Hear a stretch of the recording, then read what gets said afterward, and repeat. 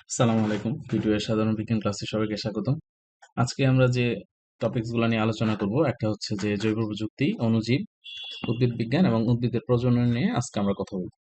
তো এই রিলেটেড আগে যে কোশ্চেন গুলো ছিল বিসিএস পরীক্ষায়, যেমন ইস্টের সংশ্লিষ্টতা নেই কোন শিল্পে, এরপর ব্যাকটেরিয়া কোষে কোনটি উপস্থিত, কি থাকে ব্যাকটেরিয়ায়, এরপর ভাইরাসের জন্য কোনটি সত্য নয়, ভাইরাস জনিত রোগ কোনটি, ডেঙ্গু জ্বরের বাহক কোন মশা, প্রথম টেস্ট টিউব ভিভিত্রয় কবে ভূমিষ্ঠ হয়, একটা ডেট এখানে জানতে চাওয়া হয়েছে। এরপর ক্লোনিং পদ্ধতিতে জন্মগ্রহণকারী ভেড়ার নাম কি ছিল, এটার নাম ছিল ডলি। মাশরুম কোন ধরনের, জলজ উদ্ভিদ কেন ভাসতে পারে, মূল নেই কোন উদ্ভিদের। এই ধরনের কোশ্চেন বিশেষ পরীক্ষায় এর আগে আসছে। তো চলো আমরা শুরু করি। প্রথমে আমরা দেখবো জৈব প্রযুক্তি, যেটাকে আমরা বায়োটেকনোলজি বলি। তো এর মধ্যে একটা হচ্ছে ন্যানো টেকনোলজি। ন্যানো এই শব্দটা আসে গ্রিক থেকে। গ্রিক ন্যানো শব্দ থেকে এই ন্যানো শব্দটা আসছে, যেটার অর্থ হলো বামক। মানে ন্যানো বলতে আমরা এমনি বুঝি যে ক্ষুদ্র কোনো জিনিস বোঝায়।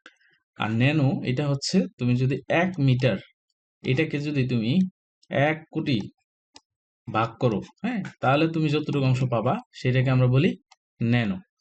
আচ্ছা দেখো, জৈব প্রযুক্তি হচ্ছে যে মানব কল্যাণের জন্য আমরা জীবকোষ বা অণুজীব এগুলার যে নিয়ন্ত্রিত ব্যবহার, এইটাই জৈব প্রযুক্তি।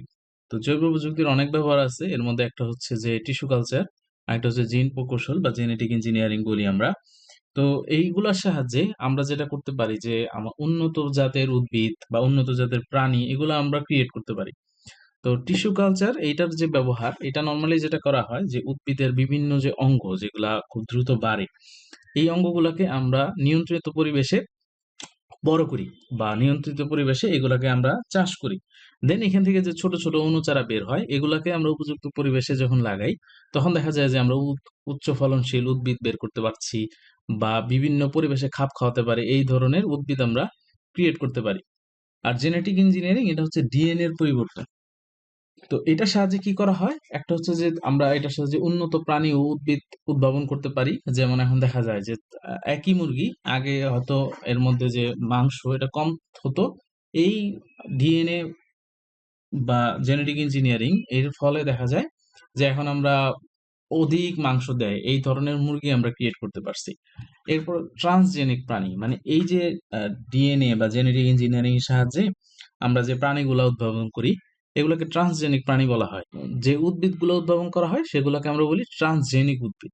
তো ট্রান্সজেনিক উদ্ভিদ এটাও উদ্ভাবন করার সুবিধা কি, তোমরা দেখবা অনেক সময় বিসিএস এর জন্য আমাদের এগুলো পড়া লাগে যে কোন ধান সে আহ লবণাক্ত পরিবেশে বড় হতে পারে বা শীত প্রধান দেশে সে জন্মাইতে পারে, আহ, বা খরার মধ্যে টিকে থাকতে পারে।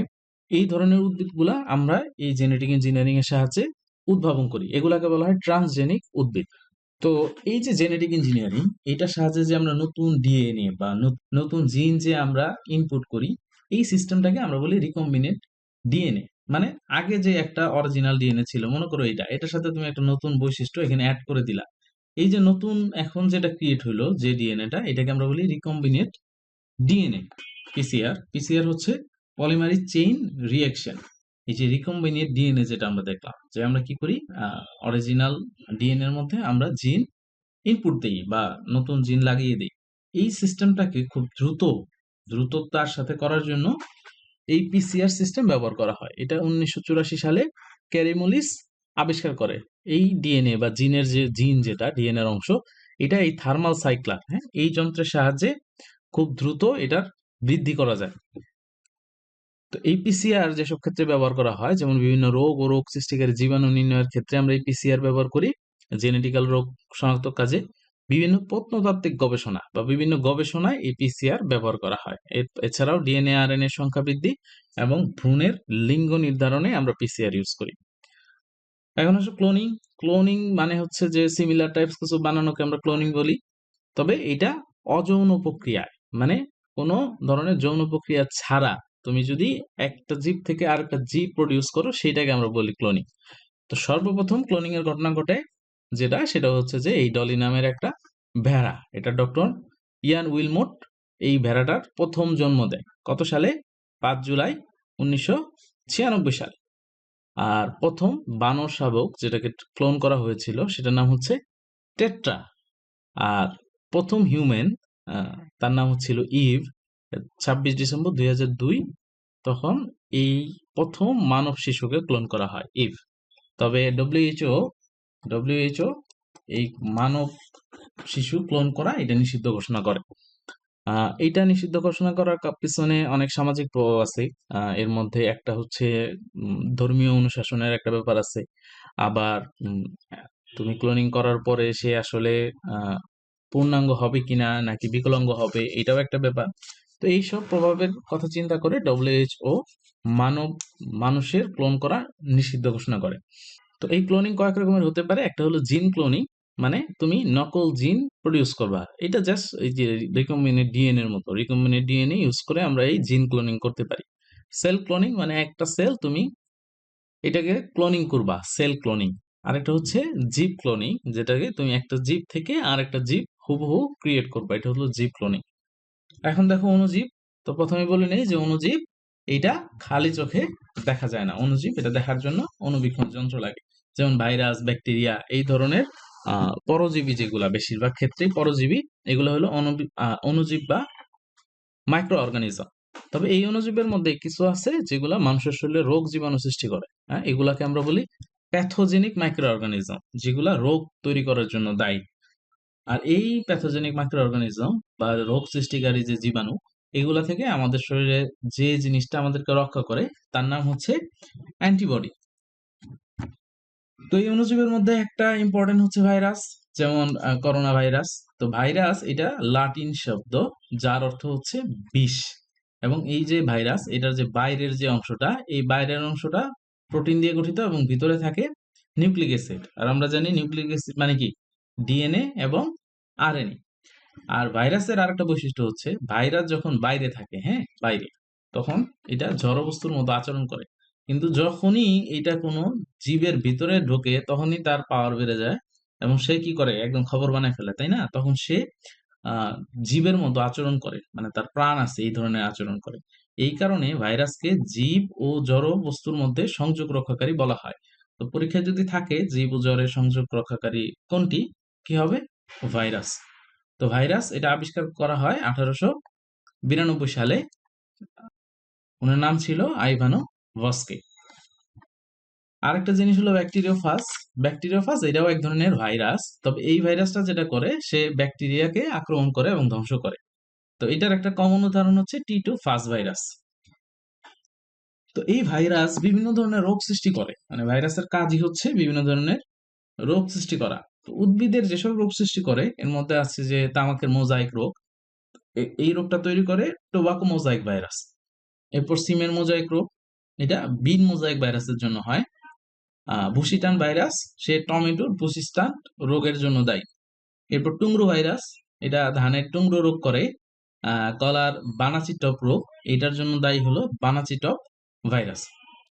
আর গোলালুর মোজাইক রোগ, এটা পটেটো মোজাইক ভাইরাস থেকে হয়। আর প্রাণী দেহে যেসব রোগ ক্রিয়েট করে ভাইরাস, এগুলো কিন্তু খুব ইম্পর্টেন্ট, কারণ পরীক্ষায় থাকতে পারে যে কোন রোগটা ভাইরাস দিয়ে হয়। যেহেতু অনেক রোগ, এগুলা মনে রাখার জন্য তোমরা এই যে কবিতা মনে রাখতে পারো, হায় হায় বসন্ত মাস এলো, ভাইকে ইনফ্লুয়েঞ্জা এবং ডেঙ্গু জ্বরে পেলো। তো প্রথম হাই দিয়ে কি, হাম, এরপর হারপিস, বসন্ত মানে তো বসন্তই, এখানে দুই গুটি বসন্ত এবং জল বসন্ত হতে পারে। মাসে হলো মামস, এলোতে এনসেফালাইটিস, ভাইকে ভাইকে দিয়ে হলো ভাইরাল হেপাটাইটিস, তার মানে হলো জন্ডিস রোগ। ইনফ্লুয়েঞ্জা তো ইনফ্লুয়েঞ্জাই, এবং এবং দিয়ে হলো এইডস, ডেঙ্গু, জ্বর। জ্বরে এটা জিকা জ্বর, এই জিকা ভাইরাসের হয় জিকা জ্বর। পেলোতে পোলিও। তবে এখানে আরেকটা হয়, এটা হলো জলাতঙ্ক। এগুলো ছাড়াও Hong Kong virus, bird flu, swine flu, Nipah, Ebola, এগুলাও ভাইরাস এবং এগুলা মানুষের শরীরে এবং পশু পাখির শরীরে রোগ সৃষ্টি করে। তো জলাতঙ্ক, যেটা মরণব্যাধি, এটা ভাইরাসের কারণেই হয়। এবং 1985 সালে লুই পাস্তুর সে সর্বপ্রথম এই ভ্যাকসিনের প্রতিষেধক আবিষ্কার করে। নিপা ভাইরাস মূলত এটা বাদুড়ের মাধ্যমে ছড়ায়। তবে এই রোগ হলে সমস্যা যেটা হয় সেটা হচ্ছে যে মস্তিষ্কে প্রচন্ড প্রদাহ হয়। আর এই রোগের তেমন কোনো নির্দিষ্ট চিকিৎসা নাই। আহ, দেখা যায় যে রেস্ট নিলে বা পরিপূর্ণ সেবা করলে রোগী সুস্থ হয়ে যায়। এরপর আছে সার্স ভাইরাস, যেটা সেবার একুইট রেসপিরেটরি সিনড্রোম। এইটা হংকং ভাইরাস নামেও পরিচিত এবং এই ভাইরাসটা সর্বপ্রথম ধরা পড়ে 2002 সালে। এরপর আছে ইবোলা ভাইরাস। ইবোলা ভাইরাস এটা সর্বপ্রথম আক্রান্ত হয় 1976 সালে আফ্রিকা কঙ্গোর ইবোলা নদীর তীরে এক কৃষক এই রোগে মারা যায়। তো সেই নদীর নাম অনুসারে এই ভাইরাসের নামকরণ করা হয় ইবোলা ভাইরাস। আর ইবোলা ভাইরাসের আবিষ্কারক ছিলেন ডক্টর পিটার পিয়ট, যিনি বেলজিয়ামে। চিকুনগুনিয়া, কয়েক বছর আগে বাংলাদেশে চিকুনগুনিয়ার বেশ প্রভাব ছিল। এটা এক ধরনের আরএনএ ভাইরাস এবং এটা আবিষ্কৃত হয় 1952 সালে আফ্রিকার তানজানিয়া। তো এই রোগের সবচেয়ে বড় সমস্যা যেটা, সেটা হলো জয়েন্টে জয়েন্টে প্রচন্ড পরিমাণ ব্যথা থাকে, মনে হয় যে হাত পা ভেঙে গেছে, এই ধরনের ব্যথা থাকে। সাথে উচ্চ জ্বর থাকে, মাথা ব্যথা, দুর্বলতা ইত্যাদি লক্ষণ দেখা দেয়। এরপর আছে দেখো ভাইরাল হ্যাপাটাইটিস। এটা আসলে যকৃতের রোগ, যেটা আমরা জন্ডিস বলি। তা এটা হলো ভাইরাল হ্যাপাটাইটিস। তো এটা 5 ধরনের হয়, ABCDE। তার মধ্যে সবচেয়ে কমন যেটা আমাদের, সেটা হলো হ্যাপাটাইটিস বি। তো বেশিরভাগ ক্ষেত্রে এইটা দেখা যায় এবং এই হ্যাপাটাইটিস বি এটা একটা ডিএনএ ভাইরাস। তবে হ্যাপাটাইটিস সি যেটা, এই সিটা এই বি এর চাইতে অনেক বেশি ভয়ঙ্কর। আর দেখো জন্ডিস। জন্ডিস এটা আসলে কোনো রোগ না, এটা একটা রোগের উপসর্গ। তো রক্তে যদি বিলিরুবিনের স্বাভাবিক মাত্রার চেয়ে বেশি হয়ে যায়, সেই ক্ষেত্রে আমরা জন্ডিস বলি, যে আমাদের চোখ হলুদ হয়ে যায়, প্রস্রাব হলুদ হয়ে যায়। এরপর দেখো জিকা ভাইরাস। জিকা ভাইরাস একটি ফ্লাডি ভাইরাস। তো এই জিকা ভাইরাসের সংক্রমণ যদি কোনো গর্ভবতী নারীর হয়, তো সেই ক্ষেত্রে দেখা যায় যে নবজাতক শিশুর ব্রেইন যেটা, এটা ছোট হয়ে যায়। হ্যাঁ, নর্মাল সাইজ ব্রেইনের চাইতে এই জিকা ভাইরাসে আক্রান্ত নারীর সন্তান, তার ব্রেইনের সাইজ থাকে ছোট। এরপর দেখো ব্লাড ফ্লু। 2008 সালে বাংলাদেশ এবং পশ্চিমবঙ্গে এটা ব্যাপক আকারে দেখা দেয়। আমার এখনো মনে আছে ওই সময় মুরগির দাম কমে একদম 10-15 টাকা হয়ে গেছিল। এই এই বার্ড ফ্লুর আক্রমণে সবচাইতে সমস্যা যেটা হয়, সেটা হলো পোল্ট্রি শিল্পে। এরপর সোয়াইন ফ্লু। এই সোয়াইন ফ্লু সর্বপ্রথম শনাক্ত হয় 2009 সালের এপ্রিল মাসে। এটা দিয়ে মানুষ এবং শূকর আক্রান্ত হয়। 2015 সালে ভারতে এই সোয়াইন ফ্লুতে আক্রান্ত হয়ে বহু লোক মারা যায়। এখন দেখো ব্যাকটেরিয়া। ব্যাকটেরিয়া আবিষ্কার করে লিওয়েন হুক। আগে বলছিলাম আমরা যে অণুবীক্ষণ যন্ত্র যে আবিষ্কার করে। তো উনি এটা 1665 খ্রিস্টাব্দে ব্যাকটেরিয়া আবিষ্কার করেন। তো ব্যাকটেরিয়া দুই রকমের হয়, একটা হচ্ছে অ্যারোবিক ব্যাকটেরিয়া আর একটা হচ্ছে অ্যানারোবিক ব্যাকটেরিয়া। অ্যারোবিক ব্যাকটেরিয়া কোনটা, যেটা অক্সিজেনের উপস্থিতি ছাড়া বাঁচে না, এটাকে আমরা বলি অ্যারোবিক ব্যাকটেরিয়া। আরেকটা হচ্ছে অ্যানারোবিক ব্যাকটেরিয়া।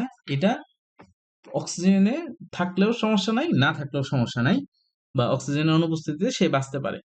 আমরা বায়োগ্যাস প্লান্টে এই অ্যারোবিক আর অ্যানারোবিক ব্যাকটেরিয়া নিয়ে একটা কথা বলছিলাম, যে বায়োগ্যাস প্লান্ট, বায়োগ্যাস, হ্যাঁ, বায়োগ্যাস প্লান্ট যেটা, যেখান থেকে আমরা বায়োগ্যাস উৎপন্ন করি, এই বায়োগ্যাস প্লান্টটা কিন্তু বন্ধ থাকে, বন্ধ। হ্যাঁ, এইটার ভিতরে কি দিই আমরা, গোবর পানি দিই। এই গোবর পানিতে এই অ্যানারোবিক ব্যাকটেরিয়া, মানে যে অক্সিজেনের ছাড়া থাকতে পারে, সে এটা এটা কি করে, ডাইজেস্ট করে। তো ডাইজেস্ট করলে এখানে কি গ্যাস উৎপন্ন হয়, মিথেন গ্যাস উৎপন্ন হয়, যেটা আমরা রান্নার কাজে ইউজ করি। এটা হচ্ছে অ্যানারোবিক ব্যাকটেরিয়া। তো ব্যাকটেরিয়ার উপকারিতার সবচেয়ে বড় হচ্ছে যে ব্যাকটেরিয়া থেকে গুরুত্বপূর্ণ অ্যান্টিবায়োটিক তৈরি করা হয় এবং বিভিন্ন রোগের প্রতিষেধক এই ব্যাকটেরিয়া থেকে তৈরি হয়। আর ব্যাকটেরিয়া আরেকটা উপকার হচ্ছে সে সরাসরি বায়ু থেকে নাইট্রোজেন গ্রহণ করতে পারে এবং এটা মাটিতে স্থাপন করতে পারে, যার ফলে মাটির উর্বরতা বেড়ে যায়। এছাড়াও চা, কফি, তামাক ইত্যাদি প্রক্রিয়াজাতকরণের জন্য ব্যাকটেরিয়া ইউজ হয়। আবার দুধ থেকে মাখন, ছানা, মানে আমরা মিষ্টি জাতীয় যে জিনিসগুলা খাই, এগুলা বানানোর জন্য ব্যাকটেরিয়া লাগে। ব্যাকটেরিয়াও বিভিন্ন ধরনের রোগ সৃষ্টি করে। তো এটার জন্য তোমাদের বইয়ে যে কবিতা লেখা আছে, যে জামাইতে এসি ফাড়ির পাশে লাল মিয়ার ডিম নেয়, তাই আজ বিপু হেসে গান করে। তো জামাই দিয়ে কি, এটা হচ্ছে যক্ষা। এরপর টিতে হচ্ছে টিটেনাস। টিটেনাস, এতে অ্যানথ্রাক্স। এরপর সিতে হলো সিফিলিস। সিতে সিফিলিস। ফারি, এই ফারিতে হলো ফোরা। পাশে, পাশে এই পাশে দিয়ে হলো প্যারাটাইফয়েড। হ্যাঁ, প্যারাটাইফয়েড। আর লালতে হচ্ছে কুষ্ঠ বা লেপ্রোসি বলি আমরা যেটাকে, কুষ্ঠরোগ। মিয়ার মেনিনজাইটিস, ডিমতে হলো ডিপথেরিয়া, ন্যায়তে নিউমোনিয়া, তাইতে টাইফয়েড, আজ অ্যান্ডিউলেট ফিভার, বিপু বটুলিজম, হেসেতে হুপিং কাশি, গান গনেরিয়া, আর করে এটাতে হচ্ছে কলেরা। তো এগুলো তোমরা একটু দেখে নিবা, এগুলো কিন্তু ইম্পর্টেন্ট, পরীক্ষায় কিন্তু থাকতে পারে যে অ্যানথ্রাক্স এটা কি ভাইরাস নাকি ব্যাকটেরিয়া, এই ধরনের কোশ্চেন কিন্তু পরীক্ষায় থাকতে পারে। এরপর আসো পরজীবী। পরজীবী বলতে আমরা বুঝি যেটা অন্যের উপর ডিপেন্ডেন্ট। এখন এইটা সারা জীবন ডিপেন্ডেন্ট হতে পারে, অথবা তার জীবনের কোনো এক পর্যায়ে সে অন্য কারো উপর ডিপেন্ডেন্ট, সেটাকে আমরা বলি পরজীবী। যেমন আমরা যারা বাসায় বাপের হোটেলে খাই, আমরাও এক ধরনের পরজীবী নাকি? তো পরজীবীর কিছু বৈশিষ্ট্য আছে, একটা হচ্ছে যে পোষকের কিছু ক্ষতি করে। হ্যাঁ, পোষক বলতে যার উপরে সে ডিপেন্ডেন্ট, যেখান থেকে সে চলে সেটা ক্ষতি করে, এবং এদের প্রজনন ক্ষমতা অত্যধিক এবং স্বাধীন জীবনযাপনে অক্ষম। তো পরজীবী নরমালি দুই রকমের হয়, একটা হচ্ছে অন্তঃপরজীবী যেটা পোষক দেহের ভিতরে অবস্থান করে, যেমন মনে করো কৃমি, ম্যালেরিয়ার জীবাণু, এগুলো হচ্ছে পরজীবী যেটা ভিতরে থাকে। আরেকটা হচ্ছে বহিঃপরজীবী যেটা পোষক দেহের বাইরে থাকে, যেমন মনে করো যে জোক বা উকুন আমাদের মাথায় থাকে যেটা। তো এগুলা হচ্ছে বহিঃপরজীবী যেটা বাহিরে থাকে পোষকে।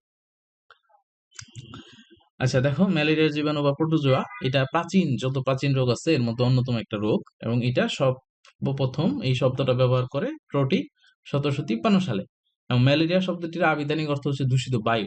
তো এটা আগে মনে করা হতো যে ম্যালেরিয়া রোগটা দূষিত বায়ু দিয়ে হয়, কিন্তু পরে এই ফরাসি চিকিৎসক চার্লস লেভেরন 1880 সালে সে ম্যালেরিয়া আক্রান্ত রোগীর লোহিত রক্তকণিকাতে দেখলো যে ম্যালেরিয়ার পরজীবী আছে। এরপরে এই শত বছরের যে ভ্রান্ত ধারণা এটার অবসান ঘটে। এবং 1897 সালে আহ, ভারতে কর্মরত ছিল এক ব্রিটিশ সেনাবাহিনীর চিকিৎসক, যার নাম ছিল স্যার ডোনাল্ড রস। তো সে এটা আবিষ্কার করে যে অ্যানোফিলিস গণভুক্ত মশকিরা এই রোগ এক দেহ থেকে আরেক দেহে ট্রান্সফার করে। তো বাংলাদেশে যে ম্যালেরিয়াটা হয় এটা 60% হচ্ছে প্লাজমোডিয়াম ফেলসিপারাম এর জন্য হয়ে থাকে। আর এটার জন্য সবচেয়ে ঝুঁকিপূর্ণ এলাকা হলো আফ্রিকার সাব-সাহারা এলাকা, দক্ষিণ আমেরিকা এবং দক্ষিণ পূর্ব এশিয়া। আর বাংলাদেশের পার্বত্য চট্টগ্রাম এবং কক্সবাজারে এটার প্রকোপ বেশি। চলো এখন আমরা একটু উদ্ভিদ বিজ্ঞান নিয়ে দেখি। তো উদ্ভিদ জগৎ, তো উদ্ভিদ বিজ্ঞানের জনক বলা হয় থিওফাস্টাসকে। তো থিওফাস্টাস কাণ্ডের প্রকৃতির উপর ভিত্তি করে উদ্ভিদ জগৎকে 4 ভাগে ভাগ করে: বৃক্ষ, গুল্ম, উপগুল্ম এবং বারুদ। আচ্ছা দেখো, বৃক্ষ বৃক্ষ তোমরা সবাই চিনো তাই না? এদের কাণ্ড মোটা থাকে, মানে কাণ্ডের উপর বেস করে যেহেতু এটার ভাগ করা হয়েছে, সুতরাং যেগুলা কাণ্ড মোটা কাষ্ঠল এগুলাকে আমরা বলি বৃক্ষ। উম, গুল্মতে এরকম শক্ত কাণ্ড, মানে গাছের মতো, মানে বৃক্ষ যেটা এটার মতো শক্ত কাণ্ড নাই। এটা নরমালি তোমার ঝোপ আকৃতির হয়, এগুলো আমরা গুল্ম বলি। যেমন জবা, গোলাপ ফুল, তারপরে তোমার লেবু গাছ, এগুলো হলো গুল্ম, মানে বড় গাছের চাইতে ছোট। উপগুল্ম এটা গুল্মর চাইতেও ছোট, এগুলাকে আমরা উপগুল্ম বলি। এবং বিরুৎ এটা হচ্ছে নরম কাণ্ড বিশিষ্ট যেগুলা, এগুলাকে আমরা বিরুৎ বা হার্ব উদ্ভিদ বলি। যেমন মনে করো ধান, গম, সরিষা, এগুলা বিরুৎ। আর আয়ুষ্কাল অনুসারে বিরুৎকে 3 ভাগে ভাগ করা যায়। একটা হচ্ছে যে বর্ষজীবী বা এক বর্ষজীবী উদ্ভিদ, মানে যেগুলা বছরে একটা নির্দিষ্ট ঋতুতে বা একটা নির্দিষ্ট সময়ে ফসল দেয় এবং গাছগুলো মারা যায়। যেমন ধান ফসল দেওয়ার পরেই শেষ, কাজ শেষ, তাই না? ভুট্টা, আহ গম, এগুলো হচ্ছে এক বর্ষজীবী উদ্ভিদ। আরেকটা আছে দ্বিবর্ষজীবী, মানে যেটা সাধারণত 2 বছর বেঁচে থাকে। যেমন মনে করো মূলা, বাঁধাকপি, এগুলা দ্বিবর্ষজীবী উদ্ভিদ। আর কিছু আছে যেগুলো বহুবর্ষজীবী, যেমন আদা, হলুদ, এগুলা 2 বছরের অধিক সময় বেঁচে থাকে, এই জন্য এগুলাকে বহুবর্ষজীবী উদ্ভিদ বলা হয়। এবার আসে জীব জগৎ। এতক্ষণ দেখলাম আমরা উদ্ভিদ জগৎ, এখন হলো জীব জগৎ। তো জীবের বৈশিষ্ট্যের ভিত্তিতে জীবকে বিভিন্ন জগতে ভাগ করা হয়েছে। তো একটা হচ্ছে মনেরা। মনেরা জগতের যে জীবগুলা আছে এগুলা নরমালি কি হয়, এককোষী হয়, এককোষী, এবং এদের নিউক্লিয়াস এটা সুগঠিত থাকে না বা নিউক্লিয়াস থাকে না। এবং এরা খুবই ক্ষুদ্র, অণুবীক্ষণ যন্ত্র ছাড়া এদের দেখা যায় না। যেমন ব্যাকটেরিয়া, ভাইরাস, সায়ানোব্যাকটেরিয়া, এগুলো হচ্ছে মনেরা জগতের জীব। এরপর আছে দেখো প্রোটোপ্টিস্টা। এদের কোষ সুগঠিত এবং এরা নরমালি শৈবাল বলতে আমরা যেটা বুঝি সেটা শৈবাল, প্রোটোপ্টিস্টা। এরপর হচ্ছে দেখো ছত্রাক বা ফানজাই, এদেরও সুগঠিত নিউক্লিয়াস থাকে, কিন্তু শৈবাল আর ছত্রাকের মূল পার্থক্য হচ্ছে শৈবালে ক্লোরোফিল জাতীয় সবুজ পদার্থ থাকে, যার কারণে সে নিজের খাবার নিজে তৈরি করতে পারে। আর ছত্রাক, এদের দেহে ক্লোরোফিল নাই, এই কারণে এরা পরভোজী, এরা নিজের খাবার নিজে তৈরি করতে পারে না। এরপর প্লান্টি বা উদ্ভিদ জগৎ। তো উদ্ভিদের প্রধান বৈশিষ্ট্য হচ্ছে উদ্ভিদ কি করতে পারে, নিজের খাবার নিজে তৈরি করতে পারে। এবং বলছিলাম এদের কোষ প্রাচীর থাকে, যেটা প্রাণী জগতের মধ্যে বা প্রাণীদের দেহে থাকে না, এবং এদের কোষ নিউক্লিয়াস যুক্ত। তো আরেকটা হচ্ছে অ্যানিমালিয়া বা প্রাণী জগৎ, এদের কোষ প্রাচীর থাকে না এবং প্লাস্টিডও থাকে না। প্লাস্টিড কোনটা, ওই যে ক্লোরোপ্লাস্ট, ক্রোমাটোপ্লাস্ট, এটা হচ্ছে প্লাস্টিড। তো আরেকটা জিনিস যেটার নাম হচ্ছে সায়ানোব্যাকটেরিয়া। এই সায়ানোব্যাকটেরিয়ার মধ্যে সবুজ রঙের রঞ্জক থাকে, যে কারণে এরা নিজেদের খাবার নিজেরা তৈরি করতে পারে। তো এজন্য এদেরকে আগে শৈবাল মনে করা হতো, যেহেতু শৈবাল নিজের খাবার নিজে তৈরি করতে পারে। কিন্তু পরে দেখা গেল এদের যে নিউক্লিয়াস, এই নিউক্লিয়াস সুগঠিত না, কিন্তু শৈবালের নিউক্লিয়াস সুগঠিত।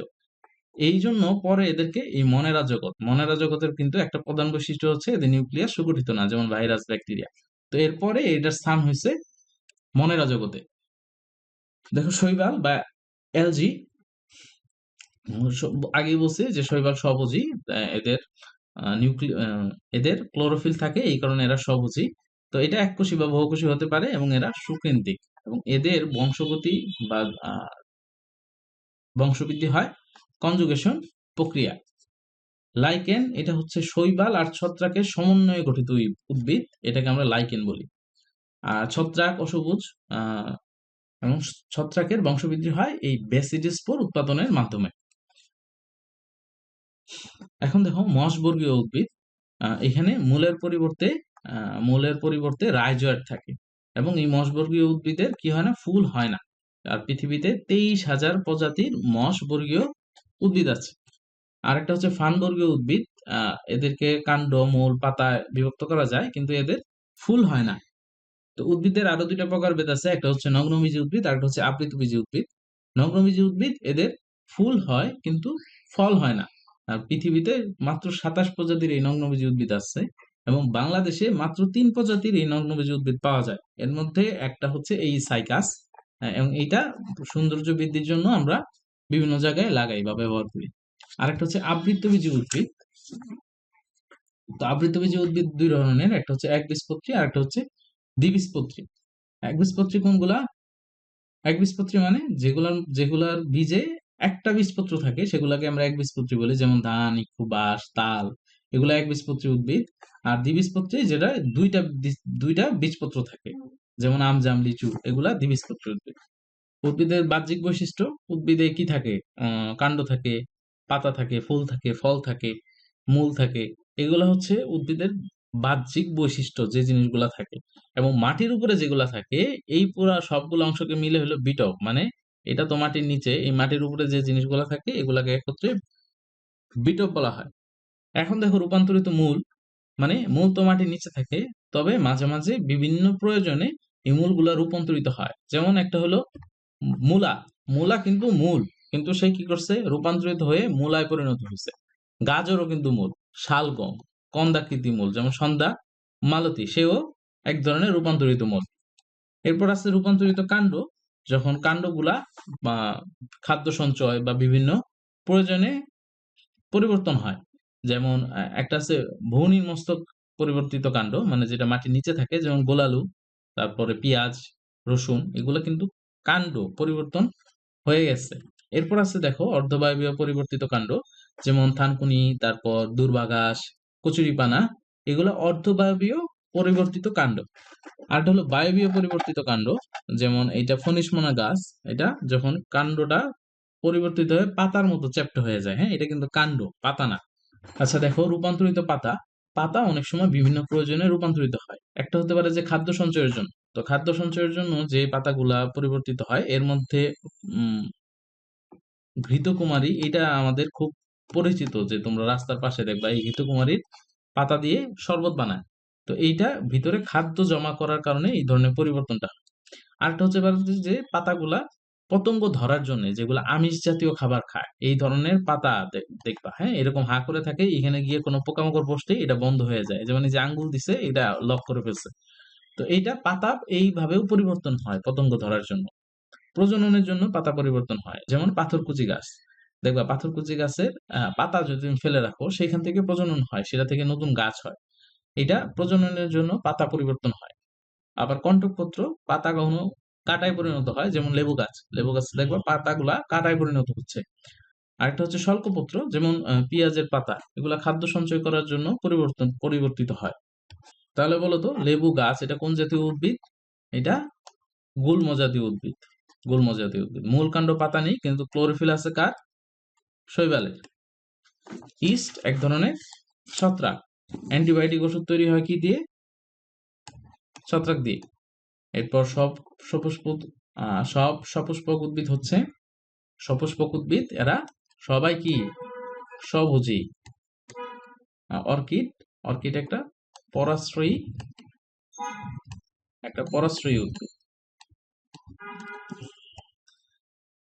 এখন দেখো উদ্ভিদের প্রজনন। তো উদ্ভিদ দুই ভাবে প্রজনন করে, একটা হচ্ছে যৌন প্রজনন আর একটা হচ্ছে অযৌন প্রজনন। যৌন প্রজননের ব্যাপারটা হচ্ছে যে বীজ দিয়ে আমরা বিভিন্ন ফসল বা আমরা বীজ বপন করি, এই বীজটা হচ্ছে যৌন মিলনের ফসল। হ্যাঁ, তো দেখা যায় নরমালি ধান, গম, ভুট্টা, জাম, কাঁঠাল এসব গাছ থেকে আমরা বীজ পাই, মানে যাদের থেকে আমরা বীজ পাই তাদের যৌন প্রজনন হয়।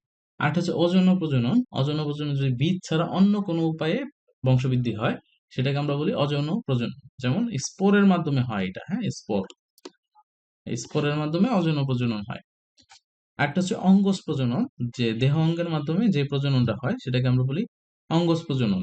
গাছের মূল, কাণ্ড, পাতা ইত্যাদি অঙ্গের মাধ্যমে আমরা এই অযৌন প্রজননটা হয়ে থাকে।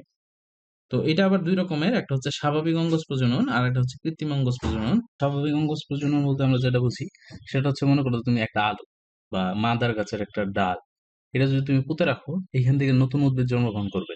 কিন্তু তুমি মনে করো আম গাছ বা কাঁঠাল গাছ, এটার একটা গাছের ডাল, এটা কেটে যদি জাস্ট মাটিতে পুঁতে রাখো, তাহলে কিন্তু এখান থেকে নতুন গাছ জন্মাবে না। তো সুতরাং যেখান থেকে স্বাভাবিকভাবে প্রজনন হয় সেটাকে আমরা স্বাভাবিক অঙ্গজ প্রজনন বলি। আর হচ্ছে কৃত্রিম অঙ্গজ প্রজনন। কৃত্রিম অঙ্গজ প্রজনন কি? যেমন মনে করো যে তুমি যদি আম গাছের ডাল এটার প্রসেসিং করো, মানে আমরা যেটাকে কলম বলি, এই কলম থেকে দেখা যাবে যে নতুন গাছ বা উদ্ভিদ সৃষ্টি হয়েছে। এটাকে আমরা বলি কৃত্রিম অঙ্গজ প্রজনন। এটার জন্য আমরা যে কাটিং, লেয়ারিং, বাডিং, গ্রাফটিং এই ধরনের কৃত্রিম উপায়গুলা ব্যবহার করি। দেখো ফুল। তো ফুলের কাজ কি? ফুলের কাজ হলো ফল ও বীজ উৎপাদন করে বংশবৃদ্ধি করা, এটাই ফুলের প্রধান কাজ। আর ফুল দুই রকমের হয়, একটা হচ্ছে প্রতিসম বা সিমেট্রিক, আর একটা হচ্ছে অপ্রতিসম বা অ্যাসিমেট্রিক। তো এটা মানে হচ্ছে তুমি যদি একটা ফুলকে মাঝখান দিয়ে কাটো, দুই পাশে যদি একদম হুবহু সমান যদি একই রকমের ক্রিয়েট হয়, সেটাকে আমরা প্রতিসম বলি। যেমন মনে করো জবা ফুল, তুমি যদি জবা ফুলকে কাটো তাহলে দেখা যাবে যে দুই পাশে সমান বা সিমিলার টাইপস এর অংশ তুমি পেয়েছো। কিন্তু অ্যাসিমেট্রিক যেটাকে কাটলে দুই পাশে দুই রকমের হবে, সেটাকে অ্যাসিমেট্রিক বলে। উদ্ভিদের বৃদ্ধিবর্ধক পদার্থ হচ্ছে auxin, gibberellin, cytokinin, flower hormone, এগুলো হচ্ছে বৃদ্ধিবর্ধক উপাদান, যেগুলো উদ্ভিদকে বাড়তে সাহায্য করে। আবার কিছু আছে যেগুলো বৃদ্ধি রোধক, যেমন ডরমিন বা অ্যাবসিস অ্যাসিড, এটা বৃদ্ধি রোধক একটা পদার্থ। দিকমুখিতা। উদ্ভিদের দিকমুখিতা বলে একটা কথা আছে, মানে যেদিকে উদ্ভিদ লাইট পায় বা পানি যেদিকে আছে, উদ্ভিদের দেখা যায় বৃদ্ধিটা সেই দিকে হয়। যেমন এখানে লাইট উপরের দিকে, এটা উপরের দিকে বাড়ছে। আবার লাইট এখানে যদি ডান দিকে, এটা বৃদ্ধিটা হয়েছে লাইটের দিকে। তো এই ধরনের যে উদ্ভিদের মাটির দিকে, পানির দিকে বা আলোর দিকে যে বৃদ্ধি, এটাকে আমরা বলি দিকমুখিতা বা ট্রপিজম।